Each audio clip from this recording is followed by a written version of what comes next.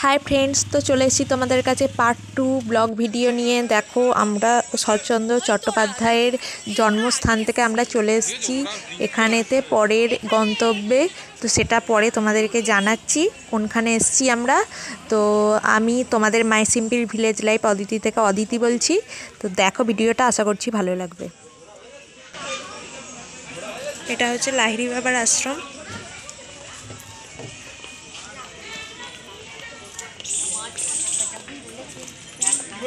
ওখানে একটা শিবলিঙ্গ আছে।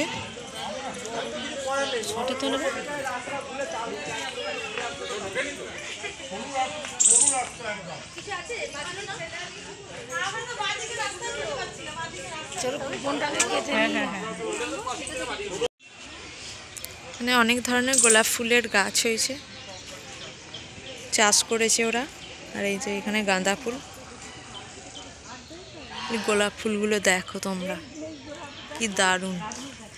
ক্যামেরায় কতটা তোমরা বুঝতে পারছো সেটা বুঝতে পারছি না, কিন্তু সামনে থাকলে বিশাল বড় বড়।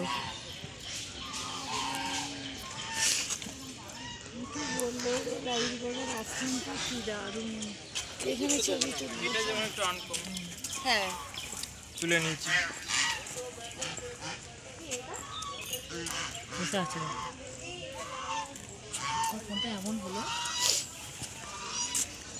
এখানে রাজহাঁস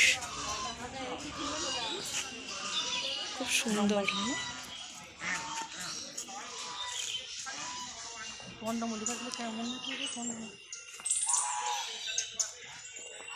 সাদা গোলাপটা দেখো, সাদা গোলাপটা দেখো। ওইখানে পিঙ্কটা দেখ না, এত হ্যাঁ দেখেছি, দারুণ দারুণ। এদিকেও তো গোলাপ। হ্যাঁ, সব থোপা গোলাপগুলোকে বসিয়েছে, ওই জন্য এত। এটা কি সুন্দর দেখ। এটা কখন দিচ্ছে কি গাছ হয়তো এখানে সবাই গাছ। অপূর্ব পেয়ারা গাছটা কত বড়, পেয়ারা পারতে পারে, গাছে উঠে পড়ে। এইটাকে দেখো পুষু, এই গোলাপটা দেখো। বাপরে কত দেখ না, কত দেখ না।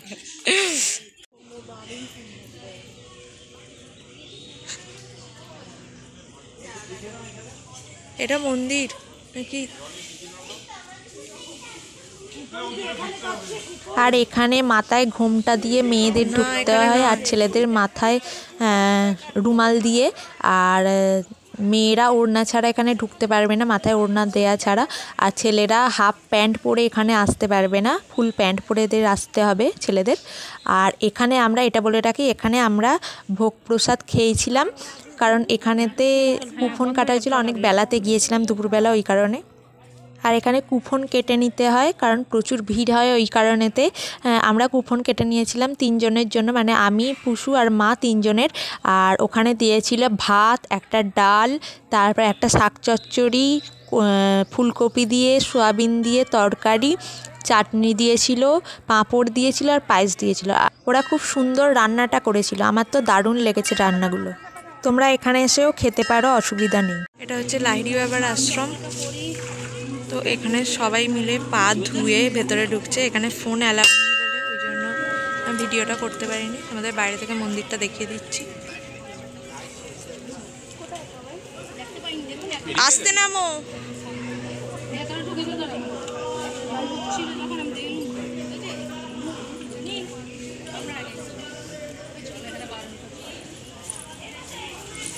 আর এই মন্দিরটা হচ্ছে অমৃতসরের স্বর্ণ মন্দিরের আদলে করেছে, কারণ স্বর্ণ মন্দিরের জলের ওপরেতে মন্দিরটা, আর এখানেও তাই একই ব্যাপার আর একই নিয়ম।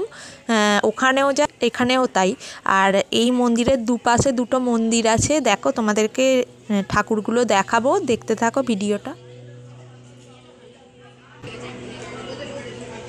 এটা দেখো একটা মায়ের মন্দির আছে, এতে আছে কৃষ্ণ, কালী আর দুর্গা একসাথে।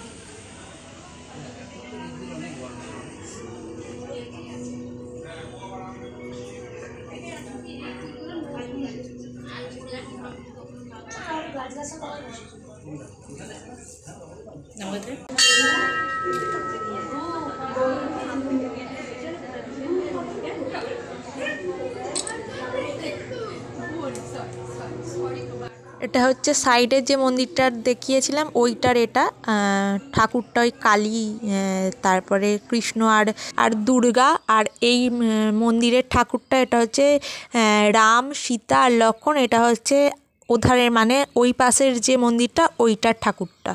আর এই মন্দিরের সামনেই আমরা দাঁড়িয়েছিলাম। এই যে আমি দাঁড়িয়ে আছি এই মন্দিরের সামনেই, আর ওধারে পুষু বসে আছে। আর মা, আমি তো তুলতে পারবো না আমার ছবি, ওই জন্য মাকে একটু তুলে দিতে বলেছিলাম।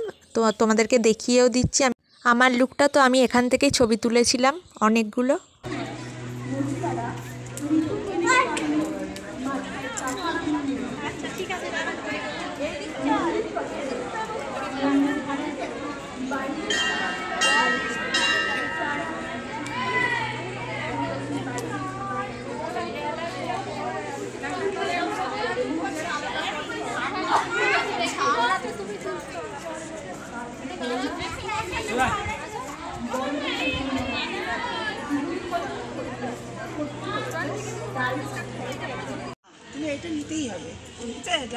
হ্যাঁ,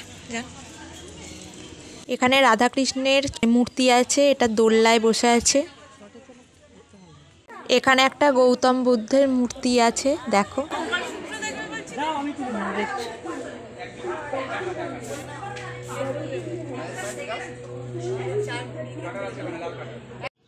এখানে দেখো কিছুক্ষণ ঘুরে এখানে হাঁপিয়ে গেছিলাম, পা ব্যথা করছিল, ওই জন্য আমি আর পুষু দুজনে মিলে দোলনায় বসে আছি।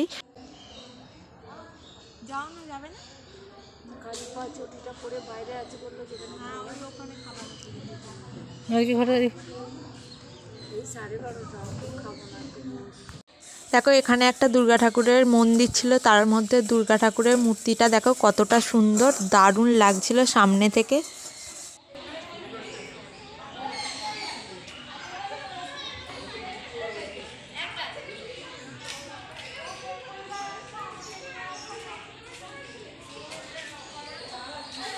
এখানে গুরু আর শিষ্যর মধ্যে মানে গুরু পড়াচ্ছে এরকম কিছু একটা মূর্তি করেছে, ঠিক আমি বুঝতে পারলাম না।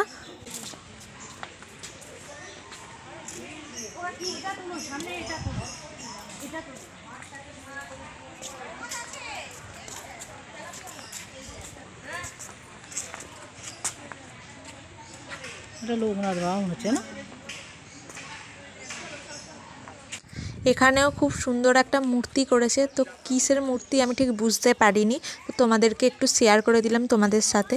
আর সামনে যে মন্দিরটা দেখছো ওখানে হচ্ছে কি আছে সেটা দেখাবো একটু পরে। এখানে দেখো বাঁশের ব্রিজ করেছে, জলের ওপর দিয়ে আছে, কারণ নিচেতে জল আছে। দেখো দেখিয়ে দিচ্ছি, দেখো এবার দেখতে পাচ্ছ হয়তো। এটা হচ্ছে মহাদেবের মূর্তি আছে, আর এতে বিশাল বড় মানে ওপর দিয়ে জল পড়ার ছিল, কিন্তু কেন পড়ছে না আমি সেটা বুঝতে পারিনি, হয়তো বন্ধ করে দিয়েছে। কিন্তু এইটা হচ্ছে মন্দিরটা, আর ভেতরে মহাদেব আছে, বাবা মহাদেব। তো সামনে গেলে তোমরা হয়তো বুঝতে পারবে, ফোনে হয়তো ভিডিওতে কিছু বুঝতে পারবে না, হয়তো ছোট মনে হবে মহাদেবের মূর্তিটা, কিন্তু সামনে গেলে বিশাল বড়। এই মন্দিরটা হচ্ছে নারায়ণের মন্দির, কারণ দেখো নারায়ণের মূর্তি আছে। সবাই বলছিল মনসা ঠাকুর, কিন্তু আদৌ ওটা নয়, কারণ পেছনেতে সাপ আছে, হাতে ত্রিশূল আছে, আর এক হাতেতে ত্রিশূল, এক হাতেতে ওই শঙ্খ।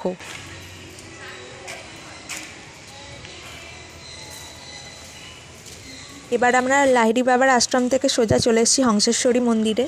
এটা হলো আমাদের লাস্ট গন্তব্য। এটা দেখো হংসেশ্বরী মন্দিরের বাইরে থেকে তোমাদের একটু দেখিয়ে দিচ্ছি, কাছ থেকেও দেখাবো এই মন্দিরটা।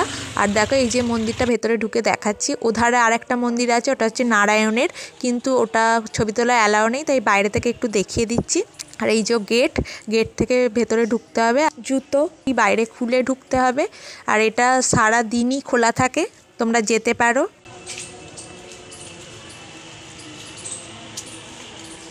এই যে এটা হলো হংসেশ্বরী মা, তো তোমাদের দেখিয়ে দিচ্ছি, কারণ এখানে সেলফি তোলা অ্যালাউ নেই, কিন্তু মায়ের ছবি তোলা যেতে পারে। ওই কারণে আমি ভিডিওটা করেছি তোমাদেরকে দেখানোর জন্য, তোমাদের সাথে শেয়ার করার জন্য। হয়ে গেছে পাথর না হয়ে।